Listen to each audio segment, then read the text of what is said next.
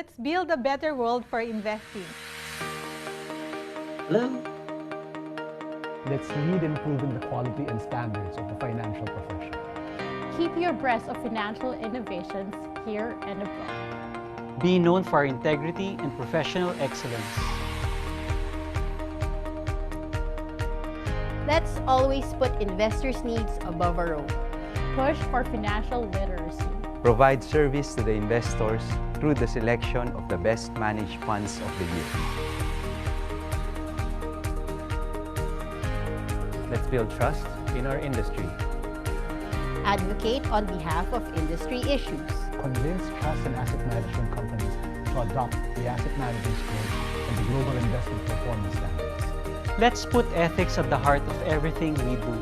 Talk about ethical decision-making. Encourage ethical behavior and be really passionate about it. Create an environment where investors' interests come first. Markets function at their best and economies grow. For the ultimate benefit of the Philippine society. I am Chris Arceo. Mark Yu. Erwin Ocampo Avante. Rob Brown. Sandra Araulio Gonzalez. Mark Ilaw. Kate Burgos and I am CFA Charter. We measure up. Join us. Let's measure up. CFA Institute is a global association of investment professionals that sets the standard for excellence in the industry. Since its foundation in 1947, CFA Institute has aggregated about 100,000 members and candidates in the fastest growing region, Asia Pacific. In response to extensive demands, CFA Institute has created the Asia Pacific Research Exchange, or ARX, an online research platform focused on investment management. Covering 18 major markets in the region, ARX provides content on over 20 investment subjects, including within the fields of knowledge application, academics, and regulation. Leveraging the extensive membership network and industry resources of CFA Institute, ARX is a sharing platform, feeding its users a great deal of first-hand industry news. ARX is also a learning platform, as a large number of high-quality research papers enable its users to stay abreast of all popular investment topics in the region. Beyond all that, ARX users can hear each other and find industry peers by publishing articles and research reports, making it a highly interactive platform. For more details, please visit www.arx.cfa. ARX is your preferred financial research platform for sharing, learning, and interacting.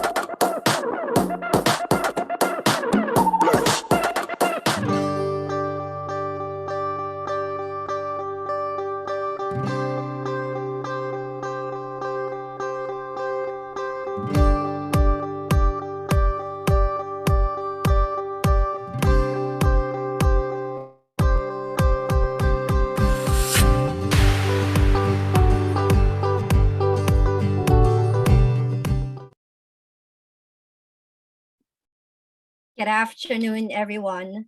Welcome to the AMC and GIPS exclusive info session. Thank you for being with us today. My name is Rochelle Sampang Manaog, and I am your host for today's online event.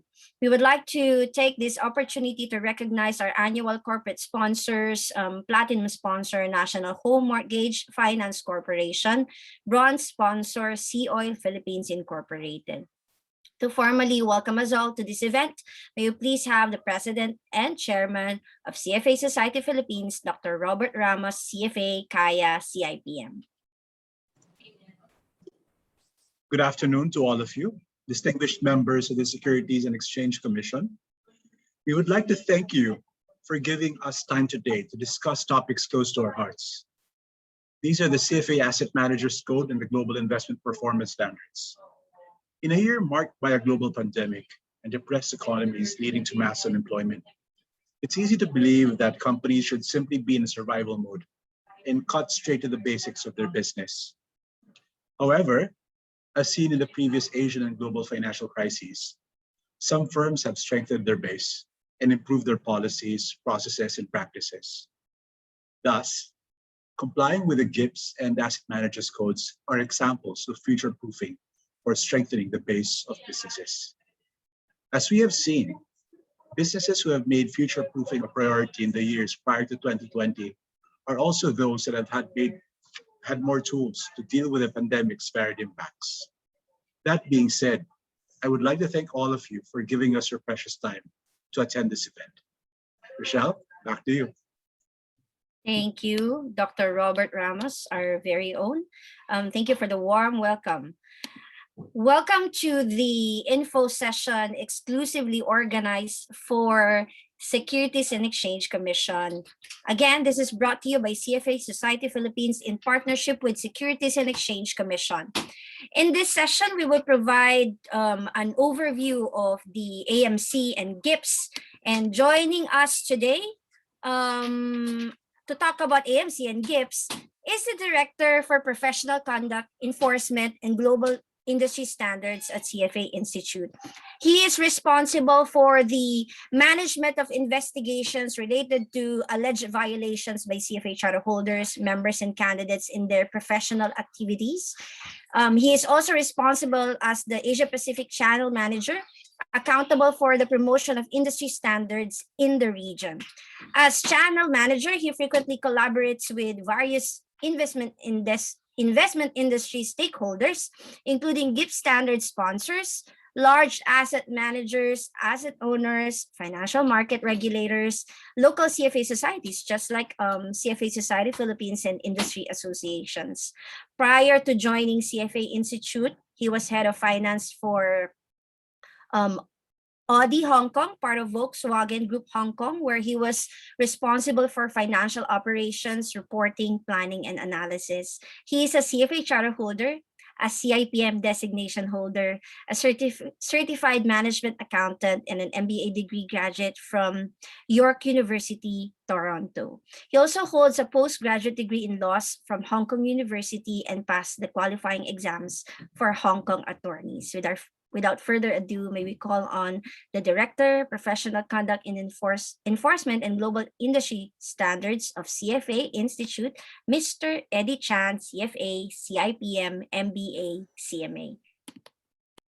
Thank you so much. Thank you for the very kind welcome and introduction.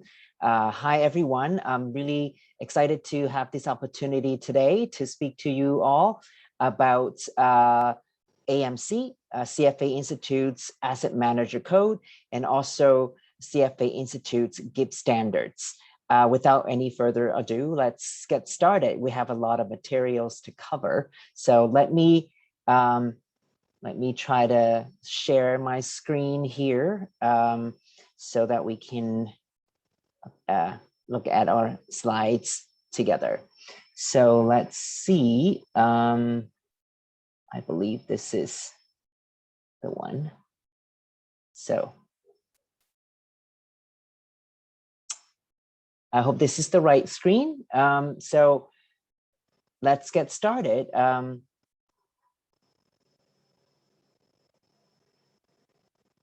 Okay, so I guess I have to click here for next slide. There you go. So a little bit of introduction about CFA Institute. CFA Institute is an association of investment professionals.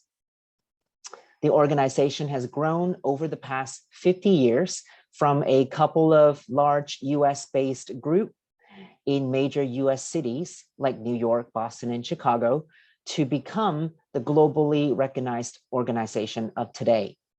We continue to rely upon local societies to provide ongoing educational events for members of the association.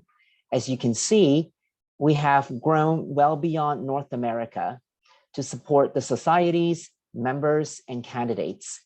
We now operate staffed offices in strategic location, such as Hong Kong. I'm located in Hong Kong, and also in London, Mumbai, New York City, Singapore, Shanghai, and Washington, DC. And I also missed the first few cities on the list. We also have an office in Beijing and in Brussels, and also in Abu Dhabi. And of course, our headquarters is in Charlottesville, in Virginia state in the US. As an organization, our ultimate mission is to improve the society in which we live and work. We do this through the promotion of high levels of ethics education and excellence. When discussing the topic of trust, we need to speak to the industry's broader purpose, financial markets that are an engine for growth that support jobs in communities, and investment services that manage the wealth and risks of individuals effectively over time. We need to focus on financial activities that enable economic and social progress rather than on finance as an end unto itself. This means reconnecting our profession with the public interest.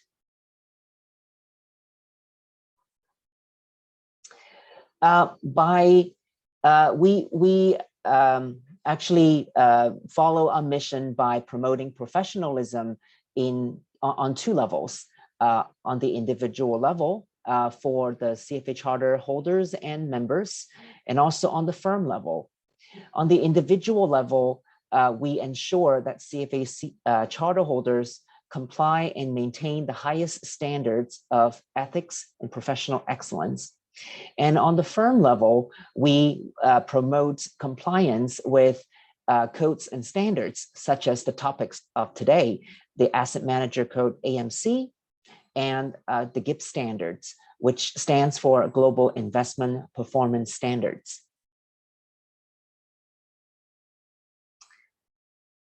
I'm gonna skip this one. All right, so let's jump right into what is Asset Manager Code. The CFA Institute AMC is a global, voluntary, investor-focused code of professional conduct for organizations managing investment assets. More and more asset owners are asking managers about code compliance during their hiring process. The code is principle-based. From a practical standpoint, this means that firms have a large degree of flexibility in implementing policies and procedures that meet the requirements set forth in the code. For many investment professionals, these principles are very familiar. Concepts such as transparency, confidentiality, full and fair disclosure, diligence, independence. These principles are all reflected in the CFA Institute Code of Ethics and Standards of Professional Conduct. The code and standards that all charter holders and members have personally committed to. But these fundamental principles are not unique to CFA Institute. These are the basic attributes one must comply and display to service their clients and the industry.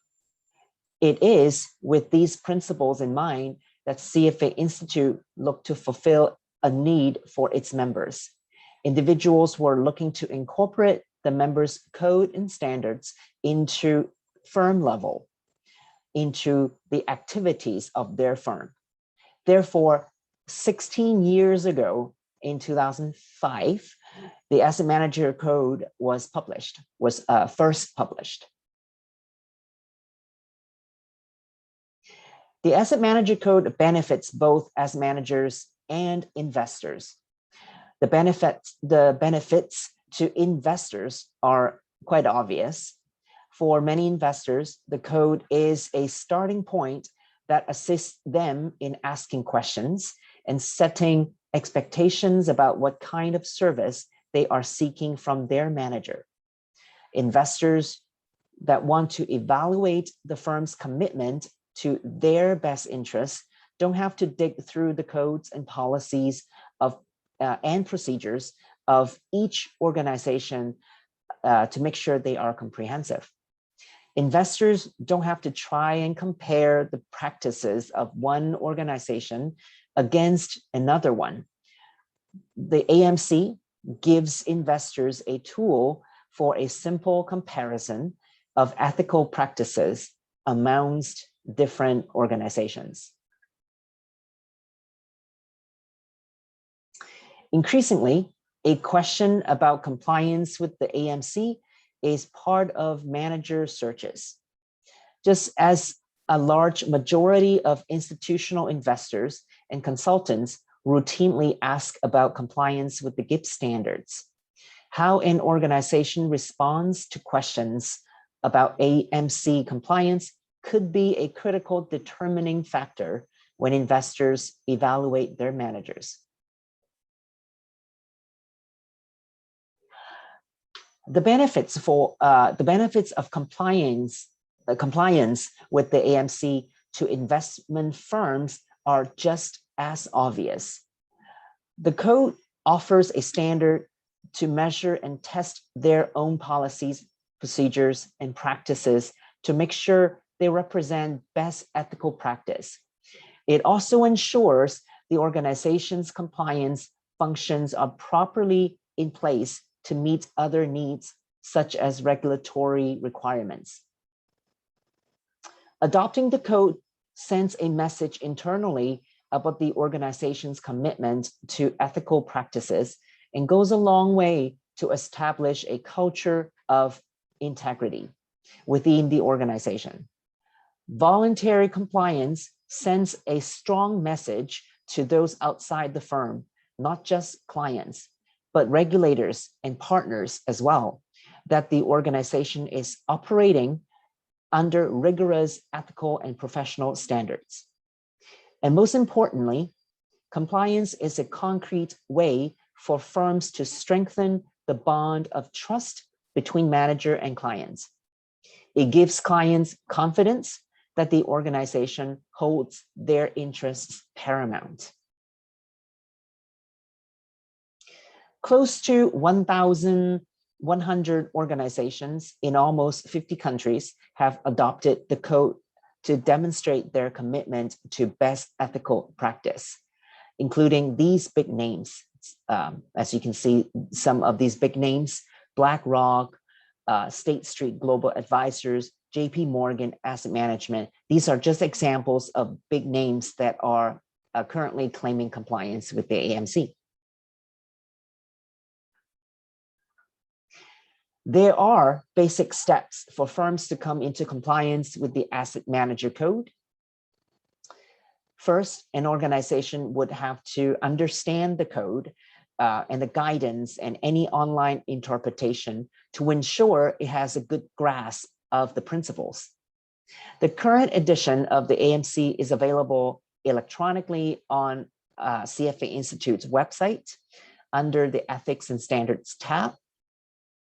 The code consists of 6 general principles of conduct and 6 components outlining the ethical and professional responsibilities of organizations that manage assets on behalf of clients.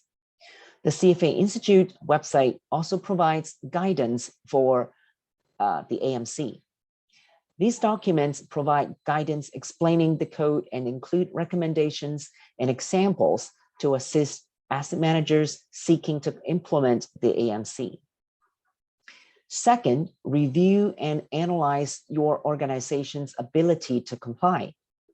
Management support and full firm compliance are necessary if an organization wishes to comply with the AMC. Because the code is behavior-based, dependent upon adherence to firm-wide policies and procedures, all employees must know, understand, and follow all policies and procedures, claiming to keep the organization in compliance with the code. Conflicts of interest and other ethical obstacles must be avoided at all levels of the organization. Undertake a thorough review of your organization's current policies and procedures. Match them against the code. This review presents the ideal time to use the implementation and assessment guide on the website. And the cross-reference mapping tool, comparing sample policies and procedures and noting how each fit with different areas of the AMC. Next, refresh your current policies and fill in the gaps. Once your review has been completed, areas of the code that are addressed either in part or in full should be implemented and incorporated into your organization's policies and procedures. Sample policies and procedures are provided on our website as examples of language that can be used to meet the principles of the AMC and bring the organization into compliance. Please note that organizations are not expected to adopt the language of the examples. These are only provided for illustrative purposes. Then implementation. You can implement any changes or new policies to come into compliance with the AMC. Once any new or updated policies and procedures have been implemented, they need to be socialized throughout the organization. Training is recommended to ensure that every staff are familiar with the policies and procedures and consistently adhere to them as part of your regular compliance training plan. Once appropriate measures are in place, submit your claim to compliance at our website. Please note that CFA Institute requires the contact information for 2 organization representatives, one of whom must be responsible for compliance. And last, stay up to date. The code is intended to outline best practices of ethical behavior for managers of financial assets. Therefore, the code may be updated from time to time with adjustments for changing market environments. Additionally, with changes in leadership or objectives, your organization may have updates in policies and procedures. You should start each year with a review of the AMC, as well as an analysis of your current policies and procedures to ensure that you remain in compliance. Reattestation of your compliance is due at the end of June of each year.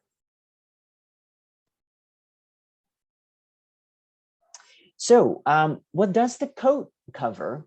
The principles are actually listed here in 6 basic principles to act in professional and ethical manner at all times, to act for the benefit of clients, to act with independence and objectivity, to act with skill, competence, and diligence, to communicate with clients in a timely and accurate manner, to uphold the rules governing capital markets. The general principles are incorporated throughout the actual provisions of the code, which are grouped into these operational categories, which I will go over on the following slides.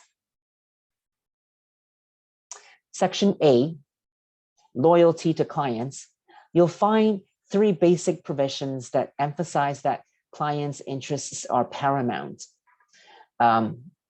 In the interest of time, I will just go over these on high level, but please rest assured that these slides will be made available to you after the presentation.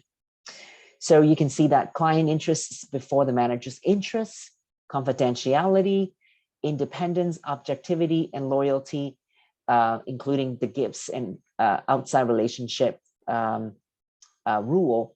These are all explained under the loyalty to clients category. The second category, section B, relate to investment process and action. Firms must use reasonable care and prudent judgment when managing client assets. There are provisions in section B relating to suitability of investments. A typical situation occurs when an institutional investor, either directly or through a third-party consultant, hires an investment manager to manage a specific portion of the institutional assets to a particular mandate. The manager should have policies and procedures in place to make sure that investment decisions follow that mandate. Again, there is no suitability requirement regarding the investment mandate within the context of all the other assets of the institutional clients. Section C covers trading process. Trading and causing others to trade on insider information is forbidden. Client trades must have priority over those that benefit the firm. The firm must seek best execution that maximizes portfolio value. Finally, the firm must establish policies to ensure fair and equitable trade allocation among client investments, especially in private placements, new subscriptions, and IPO, etc. Section D deals with a firm's risk management and compliance practices. Obviously, firms must abide by all applicable laws. An important part of an effective compliance program is appointing a compliance officer. The requirement to maintain records and to employ qualified staff and sufficient human and technological resources to work effectively on behalf of clients are straightforward. Firms must also establish a business continuity plan to address disaster recovery or disruptions in the financial markets. Further, firms must develop a firm-wide risk management process that identifies, measures, and manages risks across the firm. Managers have a great deal of flexibility on how to comply with these and all other provisions of the code. Section E covers performance and valuation. According to the AMC, firms must present performance information that is fair, accurate, relevant, timely, and complete, and must not misrepresent performance. The most straightforward way to do this would be to comply with the GIPS standards, but that is also up to the firm to decide. The AMC does require firms to use fair market prices to value investment and use generally accepted methods to determine fair value when no third-party market quotation is available. The last section, section F, it's a big section. It covers disclosures requirements. The code requires firms to communicate with investors on an ongoing and timely basis. Disclosures to clients must be truthful, accurate, complete, and understandable. The format used must be designed to communicate information effectively. Firms cannot hide behind boilerplate general terms or phrases. The disclosure must include any material facts when communicating to clients about the firm or its employees, client investments, or the investment process. Section F lists those subjects that must be disclosed to clients. The Asset Manager Code does not dictate how those disclosures are to be made. Firms must have included disclosures as part of their prospectuses or websites, as part of the initial client agreement or investment policy statements, or as part of their onboarding documents, or as part of the ongoing communication during the course of the relationship. Each manager has discretion regarding how disclosures are accomplished, so long as the required information is available to the clients. Finally, a quick note on recognition benefits. AMC compliant organization are listed on the CFA Institute website with a link to the organization's website. We can also provide templates for a press release for your organization and local markets. A spreadsheet of the list of compliant firms can also be downloaded from our website.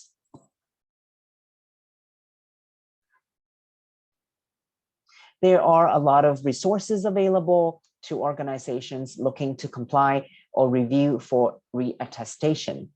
I will skip all the details of all the resources. They are all available on the website.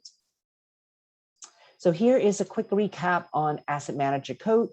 The AMC is a voluntary, global, principle-based code, a set of codes. It reinforces a culture of integrity internally within the organization. It establishes a reputation for rigorous professional practice. It helps restore investor trust. It helps promote comparability of firms. It also increases focus of,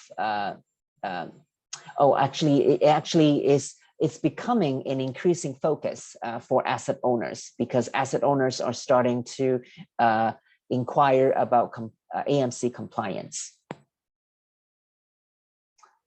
Let's skip to the next slide. All right, so that covers my first part of the presentation, and I have allotted a bit more time for the GIPS standards discussion. So without any further ado, I'm going to jump right into it, and I will leave some time at the end of the presentation for questions for both AMC and GIPS standards. Okay, so what are the GIPS standards? The GIPS standards are an investment industry standard for calculating and presenting historical investment performance.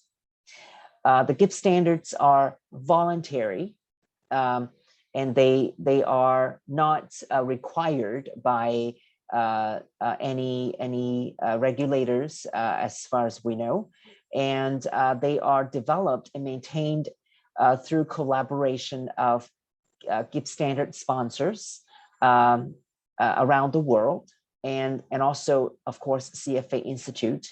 The reason I bring that up is because CFA Institute did not just develop the GIPS standards in silo. CFA Institute collaborated with industry stakeholders to make sure that the GIPS standards are relevant to the financial markets, and that they are practical and useful for the industry, so that when firms and asset managers and asset owners claim compliance with the GIPS standards, they are claiming compliance with a set of standards that are relevant, that are speaking to the times of the investment industry.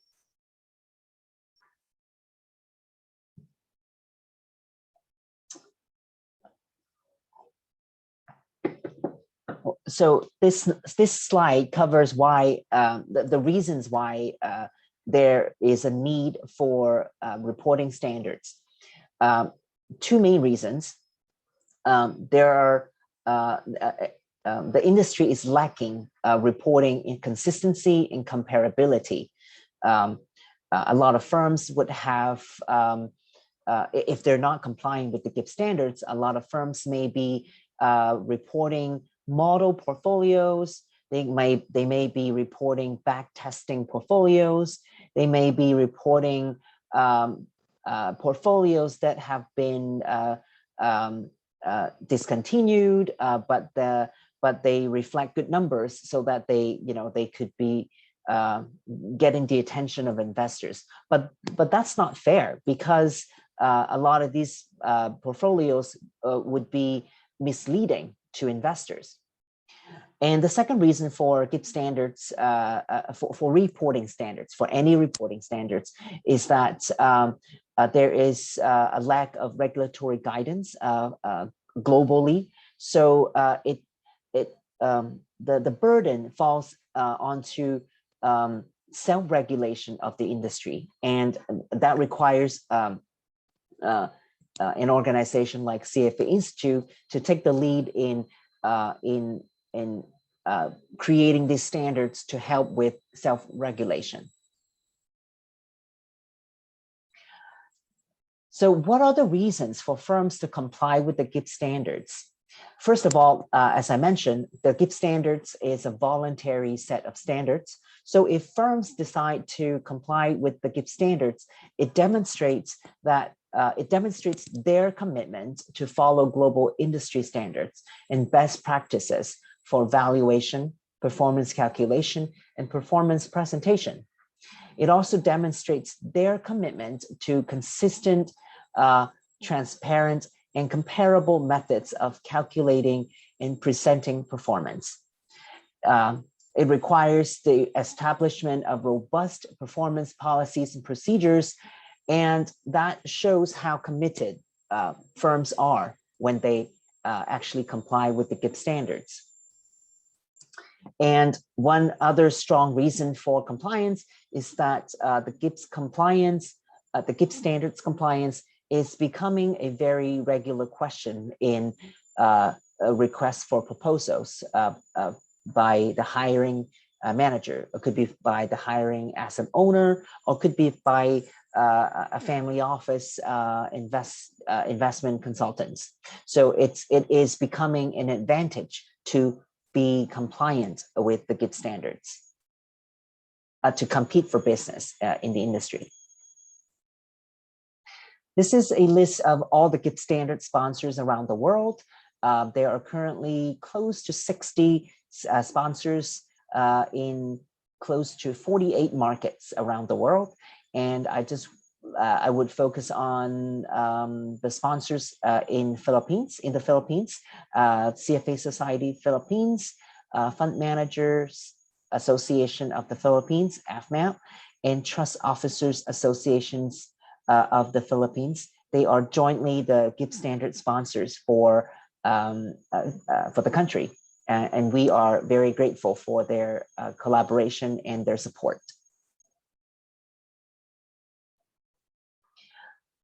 Are firms or asset owners required to comply? The quick answer is no. As I mentioned, GIPS standards is a voluntary set of standards. And so it's not a requirement. However, if a market has laws or regulations prohibiting false advertising, regulatory authorities can and may take enforcement actions against those firms that falsely claim compliance with the GIPS standards. Many regulators look to the GIPS standards to inform rule making for their markets, and also to get ideas of what is the best practices for performance calculation and best practices for performance reporting.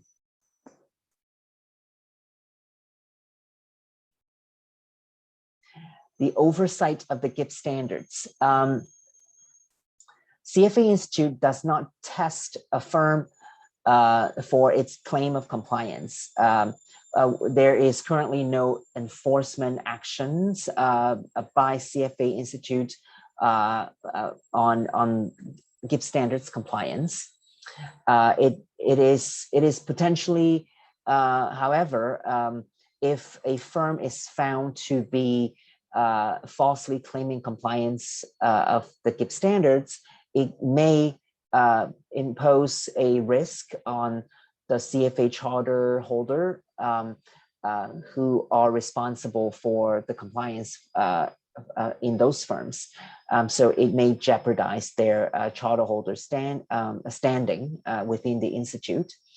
CFA Institute does work together with regulators such as the SEC in rare occasions related to the oversight of GIPS standards compliance.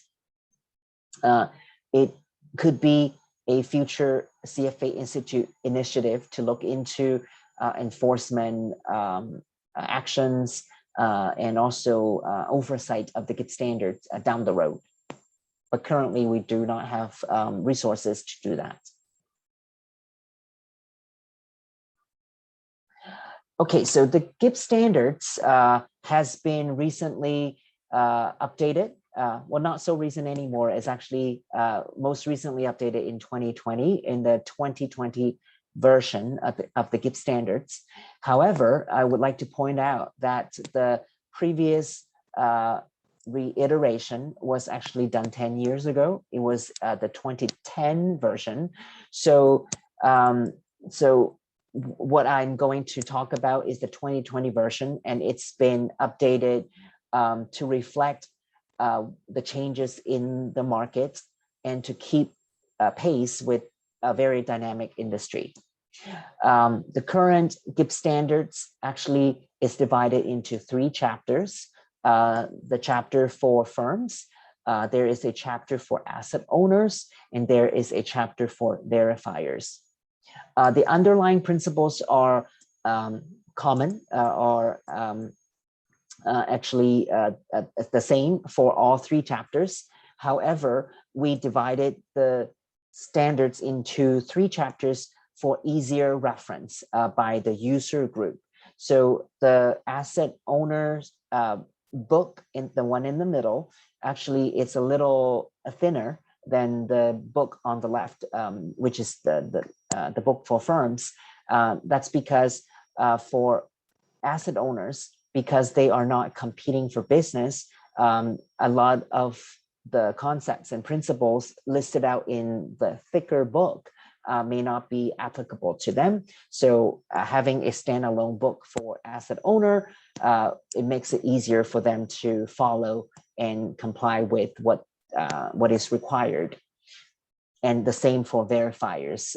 It's a little thinner than the book, the one in the middle. Okay. GIPS standards handbook. I would like to point out that our team have spent a lot of time developing the GIPS standards handbooks for firms and also for asset owners. That makes it easier for firms and also for asset owners to understand the individual provisions in the GIPS standards guide, the actual GIPS standards books, because every organization would have a different business model, and they would have different client base. A lot of the times, application of the provisions might be slightly different or might be interpreted differently. That's why we develop these handbooks to help firms and also asset owners to understand how to interpret the provisions.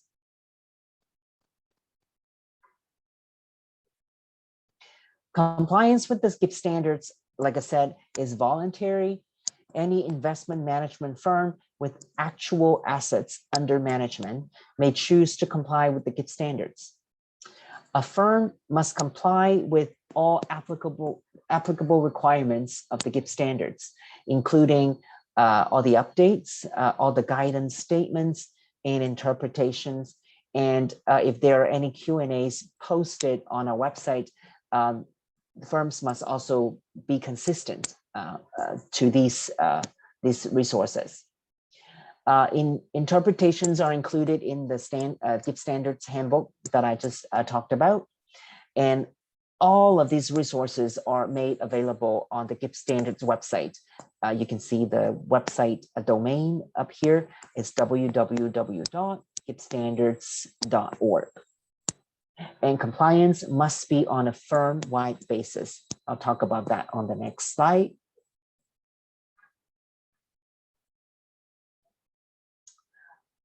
If the firm does not meet all the applicable requirements of the GIPS standards, the firm must not represent or state that it is in compliance with the GIPS standards, except for what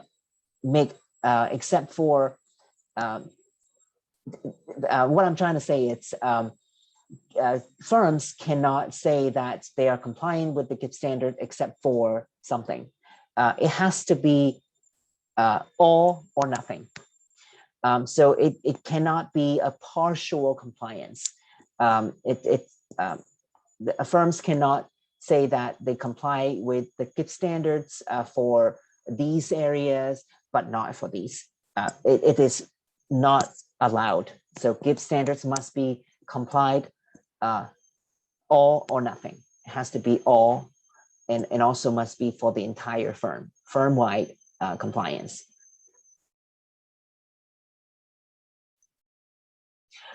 Firms must notify CFA Institute that they claim compliance with the GIPS standards.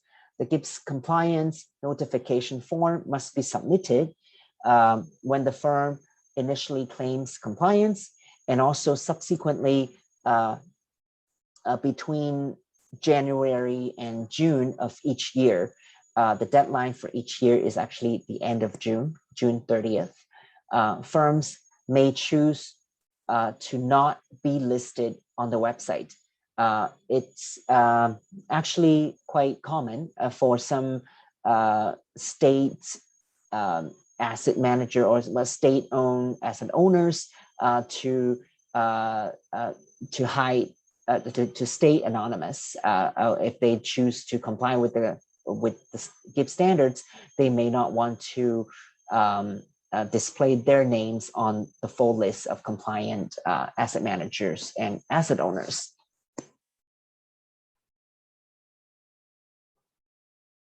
Okay, so the concept of firm definition. So how a firm hold itself out to clients and potential clients, it's a good start. A lot of firms may have different lines of business, or maybe different subsidiary or divisions. So how a firm define itself is the first key decision in the compliance process. Like I said, how the firm hold themselves out to clients and potential clients as a distinct business entity is a good start, because it is what they're known for. It is easiest to use that as the firm definition. However, it's not it's not a must. A firm can also hold itself out as a division by their geographical location or by their offices. So it really depends on how the firm would like to market themselves to clients. And this is the first step for firms to consider in the compliance process.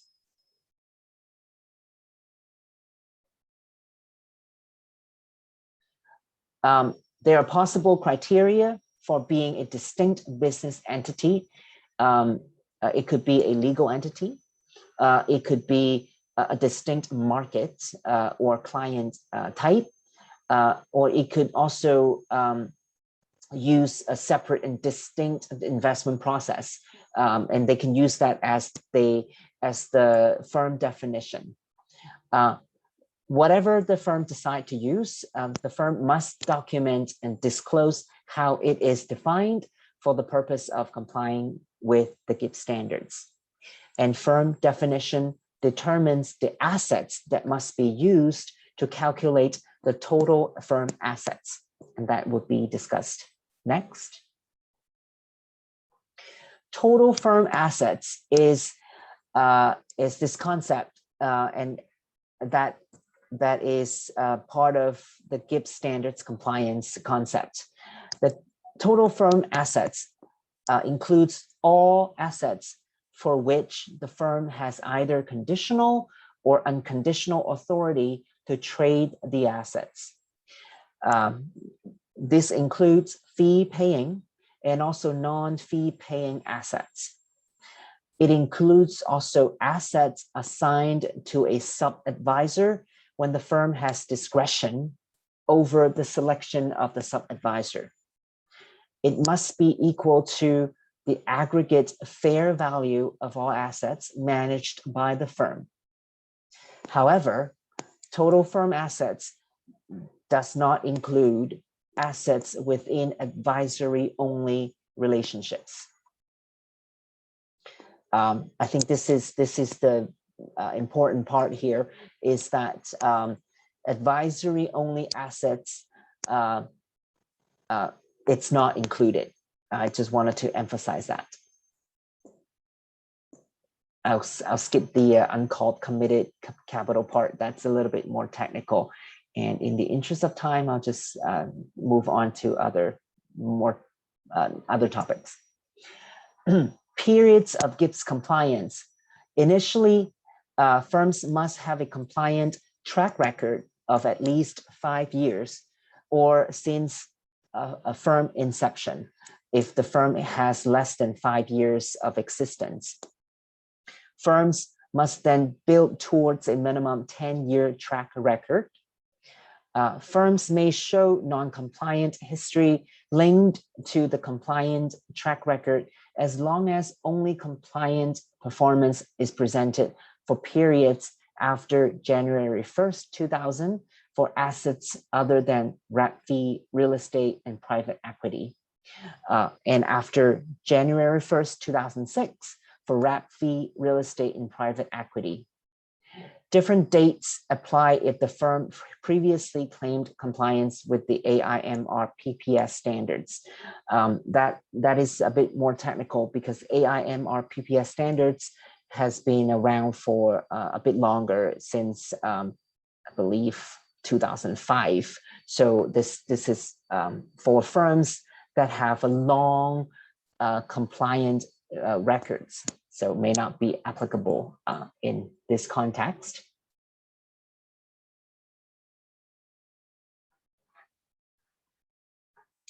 I think in the interest of time, I have just about 15 minutes left, so I'm going to jump to other more common topics. So let's talk about the portfolio types under GIPS standards. There are 3 types of portfolios. The first one is segregated account, which is a portfolio owned by a single client. There is broad distribution pooled funds.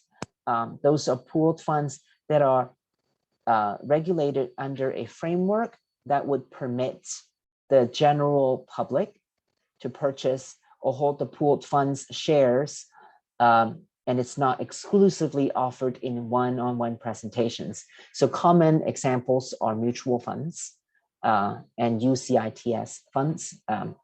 So those are broadly distributed pooled funds. There is also the category of limited distribution pooled funds. Those are pooled funds that are not broadly distributed. Those examples would be private equity funds, limited partnerships, etc. And the portfolio types will determine what kind of reports would be required to be prepared for investors and clients. There are 2 types of GIPS reports. There are GIPS composite reports and also GIPS pooled fund reports. And the GIPS composite reports would be required for segregated accounts, and GIPS pooled fund reports would be the presentation for pooled funds that includes all of the information required by the GIPS standards. Okay, so I'm going to skip over these ones. These are basically requirements for different GIPS reports and how frequently they need to be prepared and when they need to be sent out to the investors and the clients. So these are probably a little bit technical. I would like to talk about time-weighted returns versus money-weighted returns. Time-weighted returns is the method of calculating period-by-period returns that reflects the change in value and negates the effects of external cash flows. So think of this as a geometric return, whereas money-weighted returns, it's like the internal rate of return for the investments. So generally speaking, GIPS standards require time-weighted returns to be used in their presentation. Money-weighted returns can only be used when certain criteria are met. As I have on the slides here, firms may choose to present money-weighted returns for composites or pool funds only if they have these criteria met below. Only if the firm has control over external cash flows, and each composite portfolio has at least one of the following characteristics. It is closed-end, it has a fixed life, it has a fixed capital commitment, it has illiquid investments that are making up significant part of the composite or the pool funds investment strategy. So what I'm trying to say is that by default, time-weighted return is the rate is the return to be used in the presentation, in the performance presentation, unless certain criteria are met. Then asset managers may choose to use money-weighted returns for their calculation and performance presentations.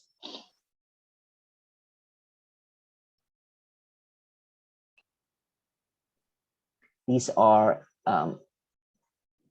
very specific slides for those, for that concept.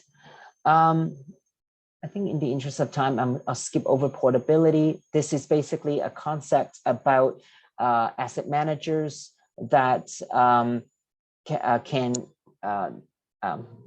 put it this way. It's for asset firms that either have acquired other firms or maybe acquired by other firms, so that the portfolios and the track record could be used in the new firm. So for some asset managers, they may have a track record that they want to showcase in their future prospectus, but because of the structure of the firm, that it has been changed either by acquisition or by mergers, there are ways for asset managers to take their track record and use it in their presentation. So this is the concept of portability.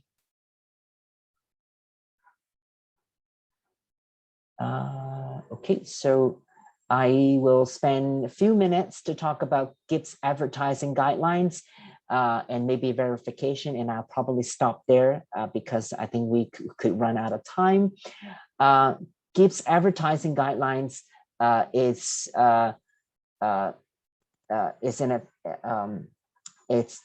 the guidelines to help asset managers and asset owners to present how they are GIPS compliant, how they are compliant with the GIPS standards. And these guidelines basically outline how the wording and the language to be used in their GIPS reports and how they can include that in their GIPS reports. So I just wanted to emphasize that specific language needs to be used, and these guidelines help asset managers and asset owners do their advertising. Just very quickly, I would want to emphasize that asset owners can also comply with the GIPS standards. When we refer to asset owners, we're talking about pensions, endowments, foundations, family offices, and insurance companies. And asset owners could also benefit from complying with the GIPS standards because they could have better reporting to their oversight bodies, and then they can also preach the gospel. I guess they require asset managers to be compliant. They could also become compliant with the GIPS standards. So they could also be I guess that's the saying, preach the gospel. You know, they are compliant themselves. So when they require that from their asset managers, they can say that they are compliant on their own as well. Okay, so I would like to point out that one of the biggest insurance companies in the world, actually based in Hong Kong, AIA Group Limited, is actually compliant with the GIPS standards, and they claimed compliance last year in 2020. And I think that is a very, very good example of how insurers can also claim compliance with the GIPS standards as an asset owner.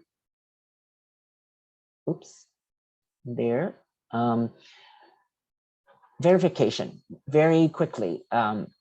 It is a concept of GIPS standard, under the GIPS standards. Like I said, GIPS standards, complying with the GIPS standards is a voluntary a decision by asset managers and asset owner. There is it is not a requirement by regulators, but because it is voluntary, it sent a stronger statement to their competitors that they are, committed to higher level of best practices. They use the best practices for their calculation, for their performance calculations, etc. They can also, firms can also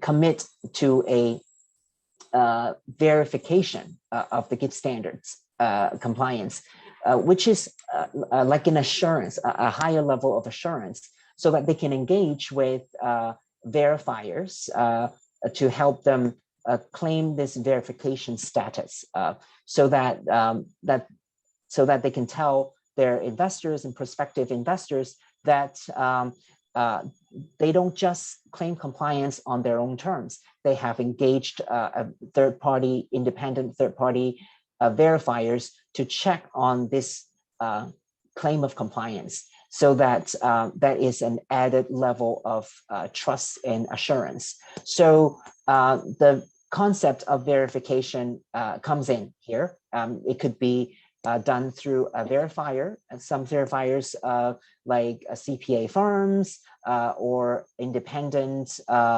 verification firms that they specialize in this type of work, and they could be partners. Firms can engage with them to get this verification status. Okay, so like I said, I will make these slides available after this presentation, and there is just a lot of information to cover in a very short time, so I apologize for skipping a lot of the slides. I want to point out that there are abundant amount of resources online on our website, the GIPS, www.gipsstandards.org. There are a lot of information there to research if you are interested. And of course, I could be reached here, my email address here for questions and of course, through CFA Society Philippines, you can reach out to me through them as well. So I would like to really quickly stop here. If there are any quick questions that I could take on, I'm happy to take on some quick questions.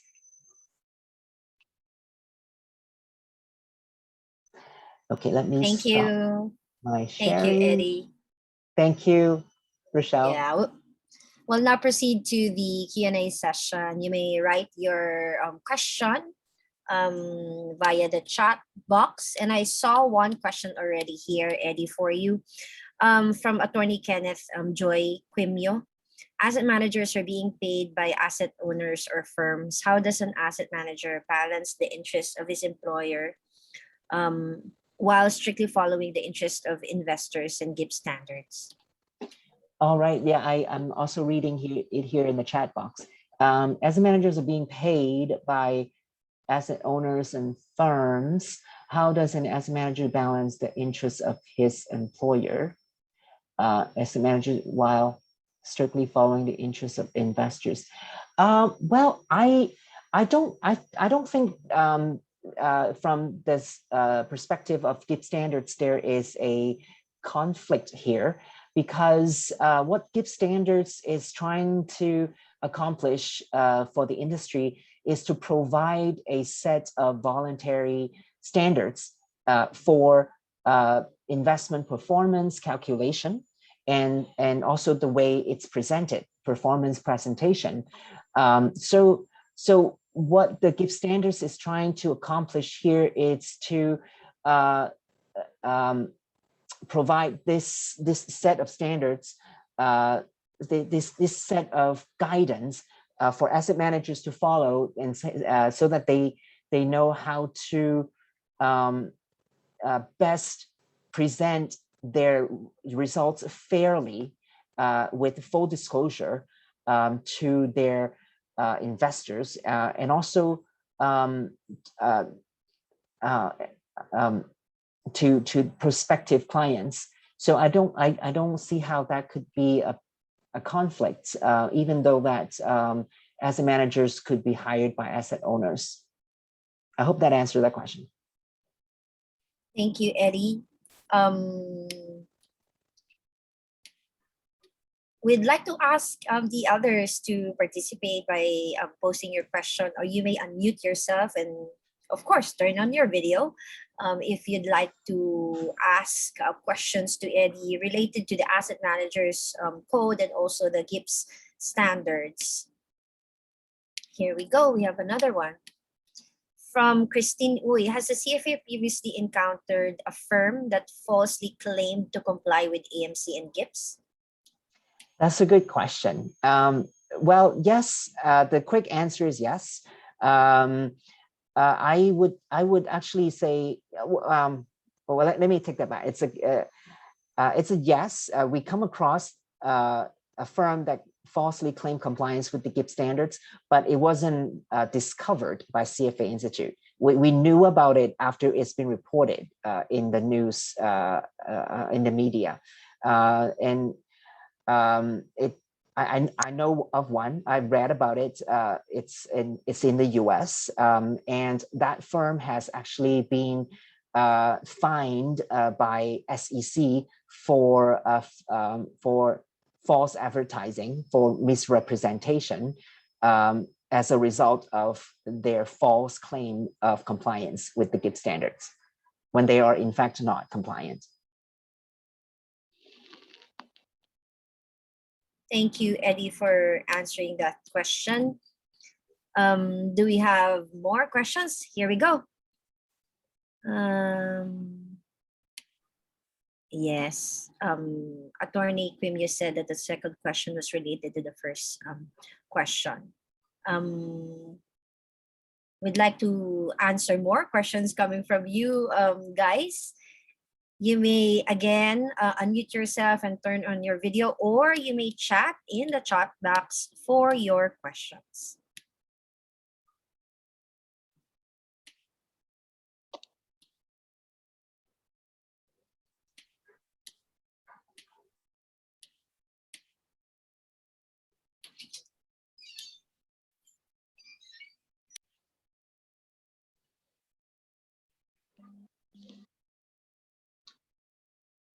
All right.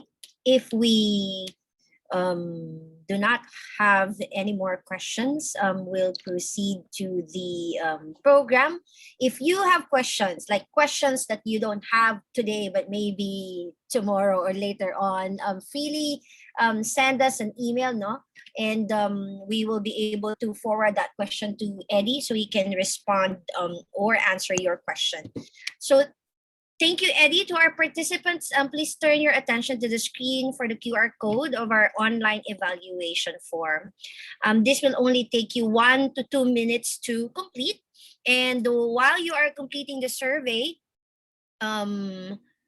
we will be presenting our certificate of recognition to our speaker, Mr. Eddie Chan, of course, in electronic form.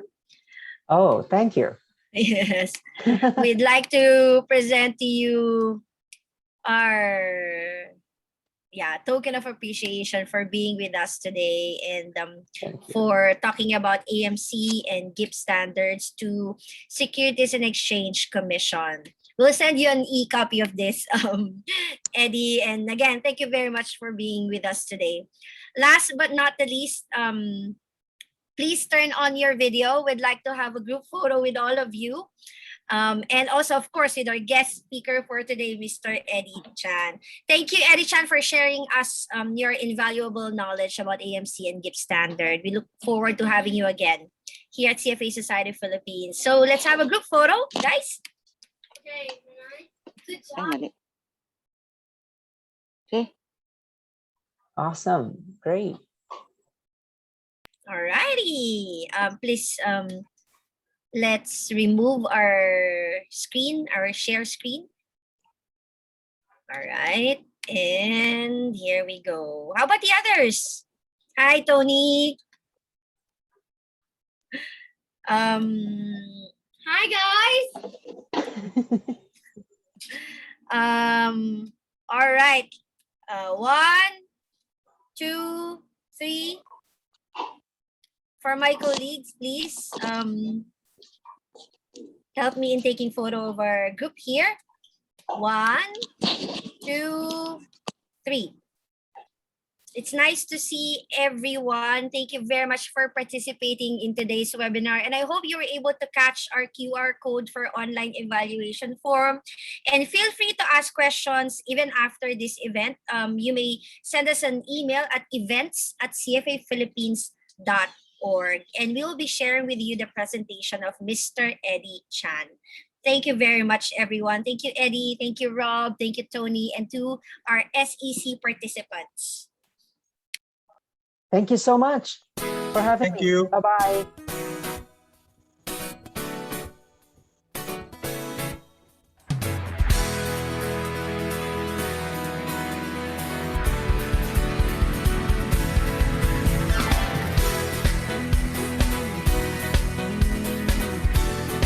Guys, let's flash now the QR code.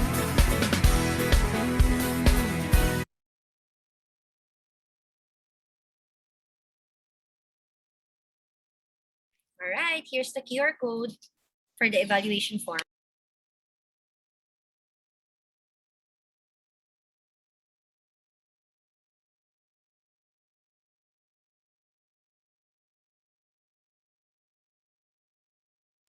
I hope you guys got the QR code. Thank you very much for joining today's webinar. See you, of course, in the next session with us. Thank you very much, SEC. Thanks,